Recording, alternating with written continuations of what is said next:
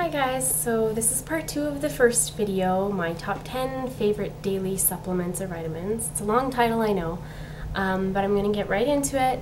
Just want to reiterate with you guys, if you have any questions, comments, you want to know more about something that I skipped over a little bit too quickly, let me know please.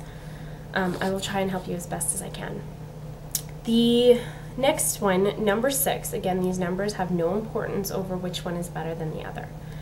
Number 6, probiotics. We've been hearing a lot about that lately. Yogurts that have probiotics in them, things like that. Basically what you need to know is probiotics are the good bacteria. We have both good and bad bacteria in our digestive system.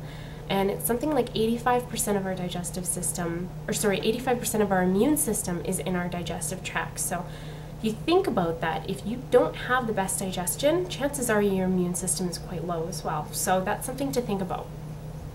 With probiotics, there are a lot of different strains, and what I recommend is anywhere above 1 billion cells.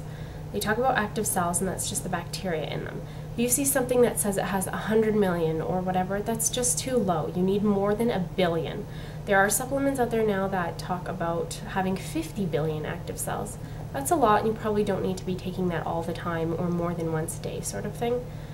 But this is another thing where something is better than nothing. Chances are most of us have digestive problems, and I bet you a lot of us just don't have enough of the good bacteria in our body that we're supposed to. So if you can be taking a probiotic, anything over 1 billion cells, if it's a lower number, like on the lower range of the billion, then you need to be taking it with every meal or twice a day or whatever, just more than once a day. Not going to go into that too much. Again, probiotics can be found in yogurt, so if you can't do capsules or you can't do the powder form of probiotics, just make sure you're having a yogurt that is fortified with them. So Activia or Max Immunity or whatever. The next one is a green supplement. This is recommended for someone or people out there that have not the best diets, or people who don't always get to eat the right amounts, or if you know that you're having a bad week ahead and you know that you're going to be so busy and you won't have time to eat what you should, you're going to be eating on the run, it might be a good idea to look into a green supplement. The most popular brand is Greens Plus, but there are other ones out there, and if you can just make sure that you're having it in some form, like whether it's capsules, tablets, drinks, that's always good. Greens have chlorophyll, but they also have a great amount of your vitamins and your minerals, so they work along the same lines as the multivitamin, but they're more for people who are not getting that recommended 7 to 10 servings of fruit and veggies a day, which, I'll be honest, I don't even get 7 sometimes, so that's pretty self-explanatory. I'm not going to go into that one too much. The next one is Fibre. Now, I've been trying to think of the name for a while because I can't remember it, but we all know the little supplement that seniors had, and it's the little orange gritty tasting drink. I cannot think of the name for the life of me, and I'm really sorry, but basically fiber is something that if you cannot get it in your diet, you need to supplement with it. Our body needs fiber to run, basically. It helps move things along your digestive system, and sorry to be a little bit vulgar, but the people who have issues with constipation and diarrhea, you need to look into fiber supplements. There's a lot of fiber now in capsules and tablet form, which is easier for you guys to take, but you have to be wary because those are usually a lower amount of fiber. I believe we need 28 grams, and if you have a really good diet, you're probably getting enough in your diet. But I think they were saying something like 4 slices of whole wheat toast, or something like 5 bowls of like your breakfast oats, basically. So that's a lot, and if you're not taking that every day, you're probably not getting all of your fiber. So I definitely recommend, if you guys are having a little more digestive issues, it might not be a bad idea to look into something like fiber in a probiotic or whatever. You guys can do your own research and look, but these are just my recommendations and what I've found over working in health food stores and doing this in school, and even my own personal experience, what helps. Vitamin C, we have all heard of this, and actually this is number 9, so just if you guys haven't lost counting. Vitamin C, there's one called Ester-C now, and all that is it's a form of vitamin C, but it's been buffered with calcium. It does have some calcium in there, so yes, you may be wondering, but don't take an Ester-C supplement and think, oh, I'm getting vitamin C and calcium, because it doesn't work that way. But basically, Ester-C is just a more, it's a form that can be more easily digested by our body than just regular vitamin C. So I do recommend if you can take Ester-C over vitamin C, that's better. Capsules, tablets, powder form all come for vitamin C and Ester-C.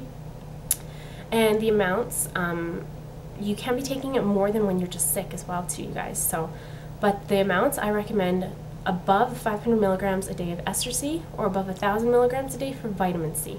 And this is something that it's a water-soluble vitamin, so if you get too much of it, you know, if you're sick and you're popping tons of vitamin C capsules or whatever, it's just going to be excreted through your urine. So don't worry too much about that. Most chances are you're not going to be getting enough rather than too much.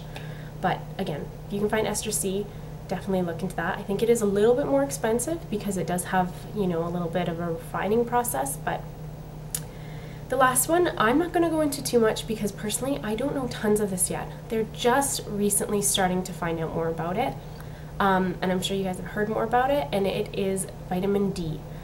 A lot of dairy products have vitamin D. They do come in tablet and capsule form, I believe. It is a fat-soluble vitamin, so you will need to take it with an oil or fat or something like that. I've actually heard of people taking it with a slice of cheese or a glass of milk, which is great because you're getting extra vitamin D as well as it's being digested by the fats or absorbed with the fats.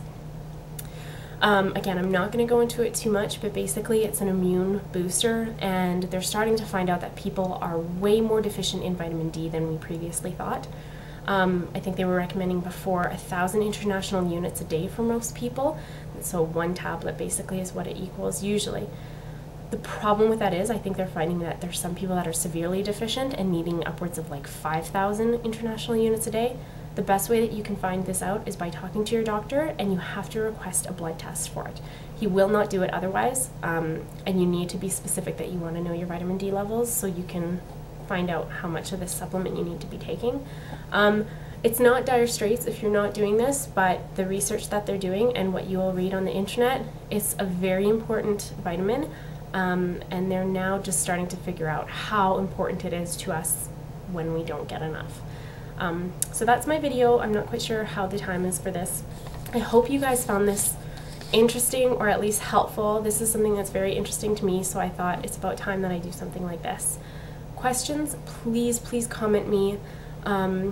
Please make any type of request for more information about something. I will try my best. I'll honestly give you guys as much information as I can about it, but do your research first, please.